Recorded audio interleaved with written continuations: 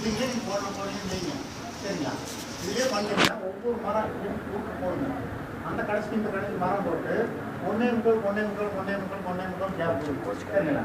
அதே மாதிரி வெட்டு வைக்கிறப்ப இந்த சைடு ஒரு அடி கேப்பு, இதுலேருந்து ஒரு அடி அப்படியே கேப் விடணும். இந்த பெட்டு முட்டாத அளவுக்கு ஏன் பெட்டு இந்த காளான் வந்து ஒன்றுக்கு ஒன்று முட்டக்கூடாதுங்க. இந்த பெட்டில் இருக்க காளான் வந்து முட்டக்கூடாது, இந்த பெட்டில் இருக்க காளான் இதுக்கு முட்டக்கூடாது. ஏன் கிட்ட முட்டுச்சுன்னா சுருங்கிடுங்க. இதுக்கு கேப் விடுங்க.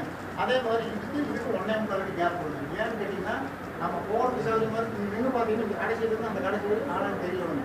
சரிங்களா? அதனால் வந்து கவனமாக நீங்கள் பார்த்து போனால் இதில் மரம் போடுறது ஒன்னே முக்கால், அடுத்து ஒன்னே முக்கால், அடுத்து ஒன்னே முக்கால் போட்டு போகிறீங்க.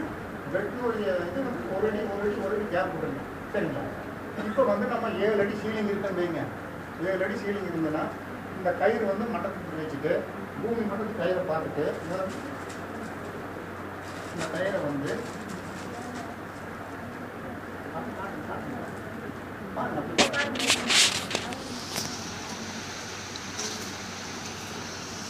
இந்த மாதிரி 4 கயிறு செட் பண்ணிக்கணும். சரிங்களா?